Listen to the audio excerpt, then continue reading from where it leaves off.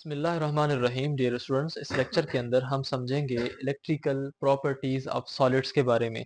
अब ये जो इलेक्ट्रिकल प्रॉपर्टीज ऑफ सॉलिड्स हैं वो किन चीज़ों पर डिपेंड करती हैं वो हम इंतहाई आसान नमूने से इस लेक्चर के अंदर समझने जा रहे हैं।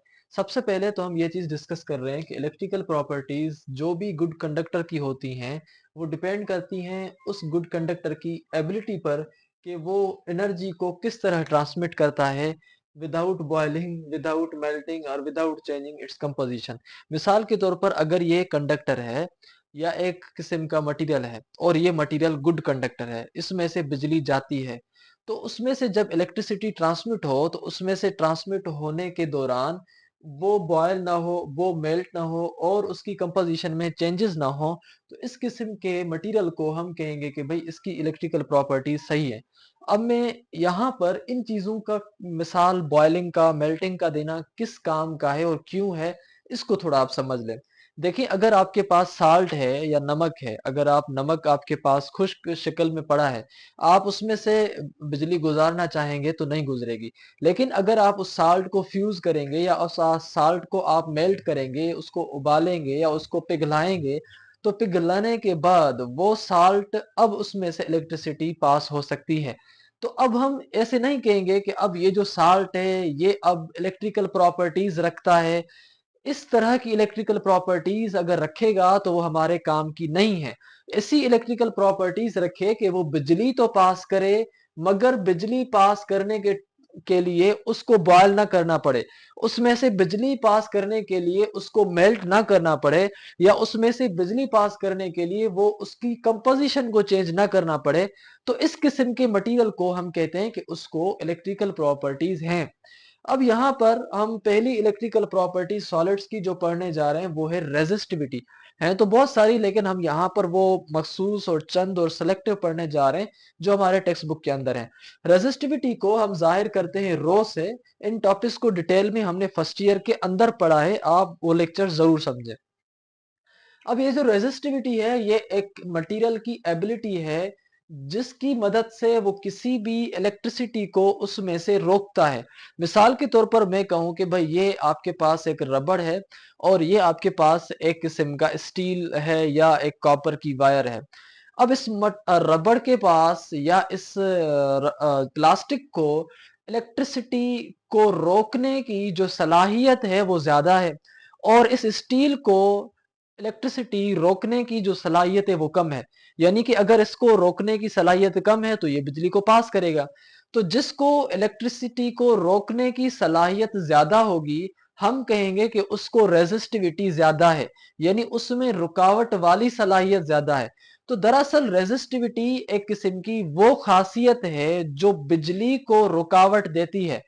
तो हर मटेरियल के अंदर या मुख्तलिफ किस्म के मटेरियल्स हैं, सॉलिड मटेरियल मुख्तलिफ है, आप देखते हैं दुनिया में कितने सॉलिड मटेरियल्स हैं। अब वो सॉलिड मटेरियल जिसकी रेजिस्टिविटी की प्रॉपर्टी हो, यानी कि उसका रेजिस्टिविटी का वैल्यू कम होगा, उसको रोकने की सलाहियत कम होगी, तो उसके पास इलेक्ट्रिकल प्रॉपर्टीज होंगी।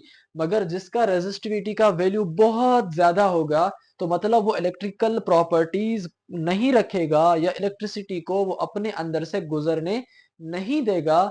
तो इसलिए इलेक्ट्रिकल प्रॉपर्टीज जो सॉलिड की होती हैं वो रेजिस्टिविटी पर डिपेंड करती हैं कि भाई इसके अंदर इलेक्ट्रिकल करंट को रोकने की कितनी सलाहियत है। अगर इसको रोकने की सलाहियत ज्यादा है तो मतलब कि जो करंट इसमें से पास नहीं होगा। तो मतलब कि अगर आपने किसी की भी इलेक्ट्रिकल प्रॉपर्टीज देखनी होती हैं तो आप उसकी रेजिस्टिविटी को देखते हैं। तो इसलिए यहां पर हमारे पास ये डेफिनेशन थी कि how much a material resist the flow of electricity, that ability is known as resistivity.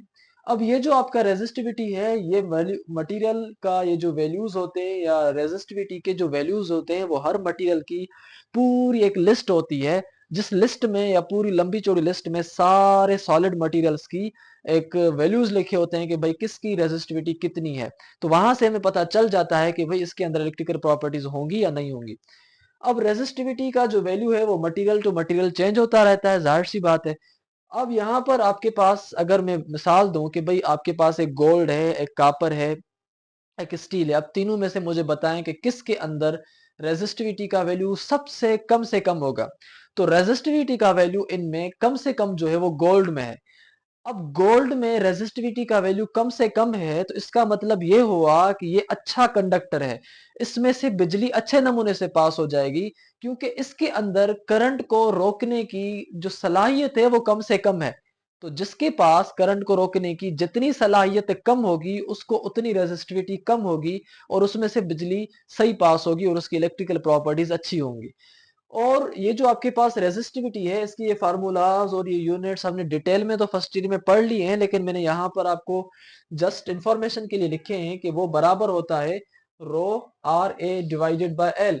यानी कि जो रेजिस्टिविटी है वो डिपेंड करती है उस मटेरियल की रेजिस्टेंस पर, वो डिपेंड करती है उस मटेरियल के एरिया पर, वो डिपेंड करती है उस मटेरियल की लेंथ पर।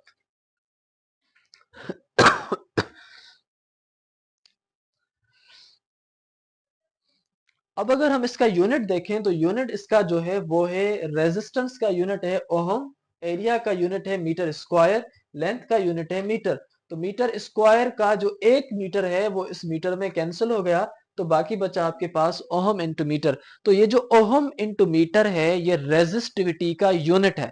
अगर आप सिर्फ ओहम कहेंगे तो वो रेजिस्टेंस का यूनिट है। ओहम इंटू मीटर रेजिस्टिविटी का यूनिट है, यानी कि रेजिस्टेंस मीटर के साथ साथ कितनी है। अब यहां पर हम आगे चलते हैं, आपके पास है कंडक्टिविटी, उसको हम जाहिर करते हैं सिंबल सिग्मा के साथ। कंडक्टिविटी को अगर आप जो है जाएंगे एसी करंट्स के अंदर तो वहां पर हम उसको जाहिर करते हैं जी के साथ, लेकिन यहां पर हम इसको जाहिर करते हैं सिग्मा के साथ। ये जो है मेजर है एक मटेरियल की ability to conduct electrical current या कंडक्ट इलेक्ट्रिक करंट।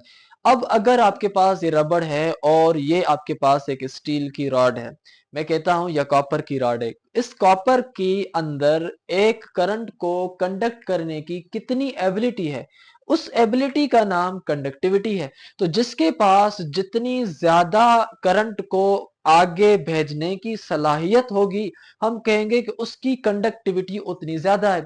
और जिसको करंट को रोकने करंट को आगे जाने के लिए या कंडक्ट करवाने के लिए उसके पास एबिलिटी कम होगी जिस सॉलिड के पास, तो हम कहेंगे कि भाई इसकी जो कंडक्टिविटी है या जो इसका सिग्मा का वैल्यू है वो कम है।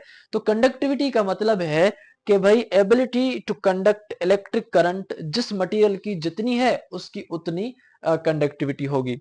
अब इसको हम कंडक्टिविटी को हम ऐसे भी डिफाइन करते हैं कि ये एक मेजर है कि how easily electricity flows from a material. जिस मटेरियल से जितनी ज्यादा आसानी के साथ करंट गुजर जाएगा हम कहेंगे कि उसके अंदर उतनी कंडक्टिविटी ज्यादा है। और जिस मटेरियल के अंदर से इलेक्ट्रिक करंट जितना ज्यादा मुश्किल से गुजरेगा हम कहेंगे कि उसमें जो कंडक्टिविटी है वो कम है। तो इस हिसाब से आप सोच रहे होंगे कि जो कंडक्टिविटी है और जो रेजिस्टिविटी है वो एक दूसरे से इनवर्सली प्रोपोर्शनल है। मिसाल के तौर पर अगर गोल्ड के अंदर जो कंडक्टिविटी का वैल्यू है या करंट को कंडक्ट करने की जो एबिलिटी है गोल्ड में वो ज्यादा है, तो इसका मतलब उसके अंदर करंट को रोकने की सलाहियत यानी रेजिस्टिविटी वो कम है। तो कंडक्टिविटी अगर बढ़ेगी तो रेजिस्टिविटी का वैल्यू कम होगा। तो इस हिसाब से ये जो दोनों चीजें हैं वो आपस में इनवर्स हैं। तभी हमने लिखा mathematically relation is that conductivity is reciprocal of resistivity. तो इस हिसाब से आप अगर लफ्जों में कह लेते हैं, आपने ऑब्जर्वेशन से और इस एक्सप्लेनेशन से ये चीज समझ ली, तो फिर हम क्यों ना उसको कन्वर्ट करें फार्मूला के अंदर। तो सिग्मा इज इक्वल टू 1/रो हो जाएगा, क्योंकि वो इनवर्स हैं, क्योंकि वो रेसिप्रोकल है। जो चीजें रेसिप्रोकल होती हैं तो वो हम इस तरह से लिखते हैं 1 करके हम उनको लिख लेते हैं। अब ये तो हो गया इसका सिंपल सा फार्मूला। हम इसकी ज्यादा डिटेल में या इसकी ज्यादा डिटेल जिसकी फार्मूला वाली है वो नहीं जाएंगे, क्योंकि यहाँ पर इस सॉलिड्स वाले चैप्टर में सिर्फ हम वो टर्म्स इस्तेमाल कर रहे हैं या वो समझेंगे कि जो इलेक्ट्रिकल प्रॉपर्टीज को समझने के लिए हमें चाहिए होती है। तो भाई यहाँ पर आपके पास सिग्मा इज इक्वल 1/रो है। इसका जो यूनिट अगर हम मालूम करना चाहें तो भाई 1/रो यहाँ पर है। तो रो का जो यूनिट है यानी कि रेजिस्टिविटी का जो यूनिट है वो है ओहम इंटू मीटर। तो 1 तो ऊपर है और रेजिस्टिविटी नीचे है तो हमने लिखा ओहम इंटू मीटर। तो यहाँ पर अगर आप इन दोनों को ब्रेक करके लिखें 1/ओहम इंटू 1/मीटर तो भी कोई इशू नहीं है। ये मैंने इसलिए लिखे ताकि आपको मैं समझा सकूं। अब ये जो 1/ओहम है, 1/ओहम लिखने के बजाय आप वहां पर साइमन लिख सकते हैं। और ये जो साइमन है इसको आप एस से भी लिख सकते हैं। और ये जो 1/m है ये 1/m सेम, तो siemens upon M is equal to यानी कि हो जाएगा एस अपॉन एम, या एस अपॉन एम ऐसे लिखें या आप एस इंटू एम इनवर्स लिखें। तो ये जो साइमन अपॉन एम है ये यूनिट है कंडक्टिविटी का, जिसका साइमन अपॉन एम जो है वो वैल्यू ज्यादा होगा, तो हम कहेंगे कि उसकी जो कंडक्टिविटी का वैल्यू है वो ज्यादा है। अब हम यहां पर आते हैं इस बात पर कि जो कंडक्टिविटी है हमारी वो इन्फ्लुएंस होती है by the availability and mobility of the charge carriers with in the solid. Solid के अंदर चार्ज कैरियर्स कितने हैं, और सॉलिड के अंदर जो उन चार्ज कैरियर्स की मोबिलिटी है या उनका जो मोशन है वो कितना है। जाहिर सी बात है अगर ये सॉलिड है और ये कंडक्टर है, इसके अंदर जितने इलेक्ट्रॉन्स का तादाद ज्यादा और उन इलेक्ट्रॉन्स की जितनी मोबिलिटी या उनका मोशन या उनकी मूवमेंट जितनी ज्यादा, तो उस हिसाब से उनकी उतनी कंडक्टिविटी ज्यादा होगी। इलेक्ट्रॉन तो पूरी दुनिया के हर मटेरियल के अंदर हैं। क्यों है? क्योंकि हर दुनिया के अंदर जो मटेरियल बना हुआ है वो एटम का बना हुआ है, और एटम किन का बना हुआ है? इलेक्ट्रॉन्स का बना हुआ है। और इलेक्ट्रॉन्स क्या है? इलेक्ट्रॉन्स पेयर्ड भी होते हैं, अनपेयर्ड भी होते हैं। तो मोबिलिटी वाले इलेक्ट्रॉन्स वो होते हैं, मोशन वाले इलेक्ट्रॉन्स वो होते हैं जो अनपेयर्ड हो।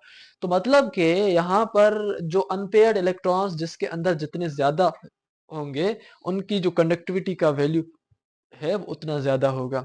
यहां पर अब हम आते हैं इलेक्ट्रिकल प्रॉपर्टीज ऑफ सॉलिड्स की जो तीसरी प्रॉपर्टी है उसको समझने, वो है टेम्परेचर कोएफिशिएंट ऑफ रेजिस्टिविटी।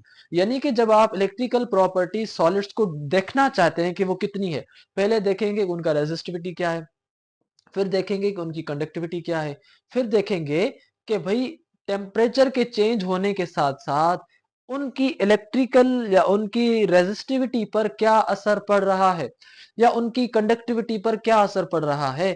तो ये तीसरी चीज होगी हमारे पास सॉलिड्स के अंदर।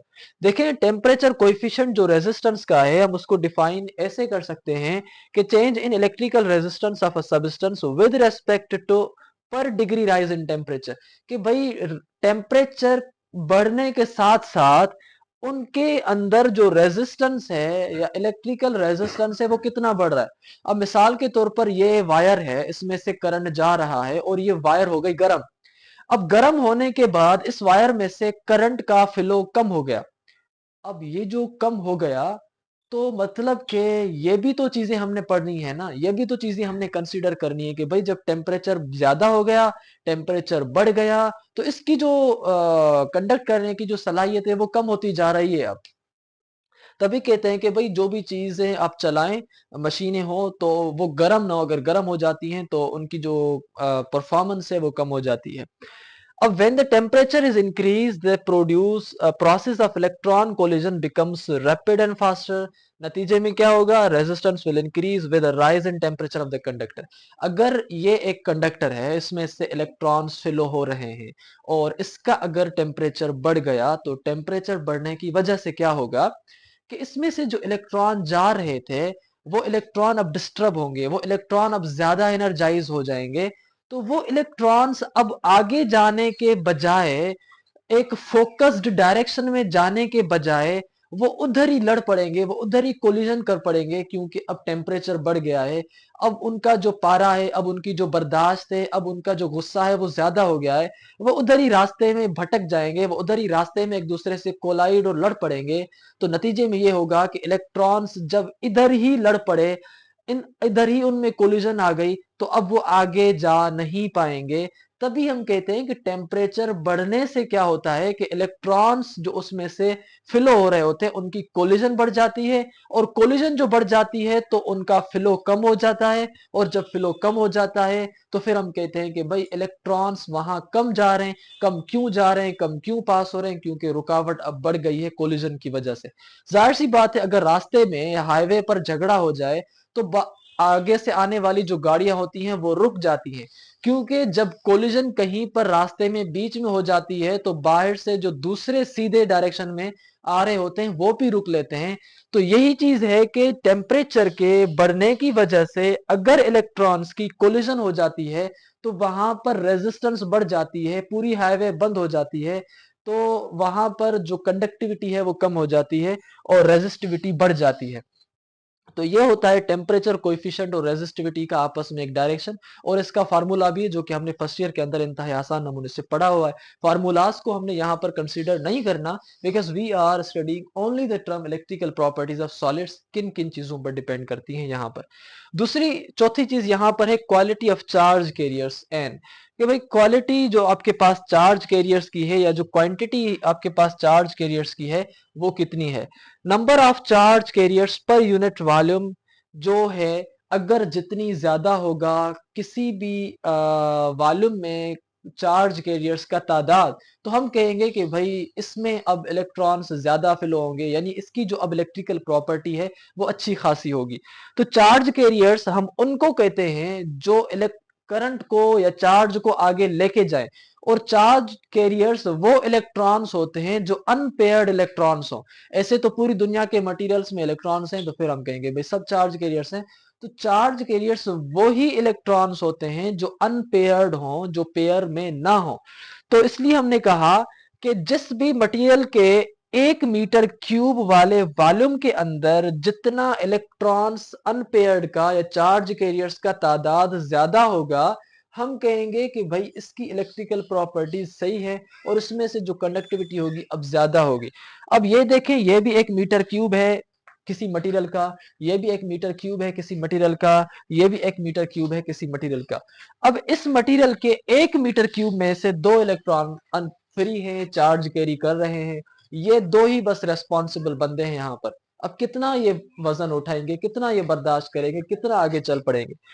अब ये जो मटेरियल है इसके हर 1 मीटर क्यूब पर, यानी 1 मीटर क्यूब पर यहां भी, 1 मीटर क्यूब पर यहां पर भी, 1 मीटर क्यूब पर भी यहां पर भी, यानी पर यूनिट मीटर क्यूब, हर मीटर क्यूब के अंदर अगर कोई 5 मीटर क्यूब की है तो हर मीटर क्यूब पर इसके जो है 6 इलेक्ट्रॉन्स हैं। हम कहेंगे कि भाई मतलब इसकी जो चार्ज कैरियर्स हैं वो ज्यादा है। इसके अंदर अगर आप देखें तो इसके अंदर 9 है। तो पर यूनिट मीटर क्यूब जिसके अंदर जितने चार्ज कैरियर्स ज्यादा होंगे, हम कहेंगे कि उसकी जो इलेक्ट्रिकल प्रॉपर्टीज हैं या जो उसकी कंडक्टिविटी है वो ज्यादा होगी। अब दूसरी चीज आप पूछेंगे कि इनको हम मेजर कैसे करेंगे, कि भाई इसमें per unit metre cube charge के इसमें कितने हैं, तो वो हम डिस्कस करते हैं, वो हम मेजर करते हैं, फाइंड करते हैं हॉल इफेक्ट के साथ। और ये हॉल इफेक्ट एक बहुत एक अलग सा ही टॉपिक है, हम किसी इस टॉपिक के अंदर जरूर इस चीज को समझेंगे। अब इसका जो यूनिट है वो है मीटर क्यूब, क्योंकि ये पर मीटर क्यूब इलेक्ट्रॉन्स का तादाद देख रहा है, इसलिए इसका जो यूनिट है वो भी मीटर क्यूब है। आई होप कि आपने चारों जो इलेक्ट्रिकल प्रॉपर्टीज ऑफ सॉलिड की चीजें हैं वो सही नमूने से और बेहतर नमूने से समझी हैं। तो आप हमारे चैनल को जरूर सब्सक्राइब करें, साथ में कमेंट करें ताकि हमें मालूम हो कि आपको कितना समझ आया, और अपने दोस्तों के साथ हमें जरूर कमेंट करें। तो मिलेंगे नए वीडियो में, तब तक दीजिएगा इजाजत। अल्लाह हाफिज।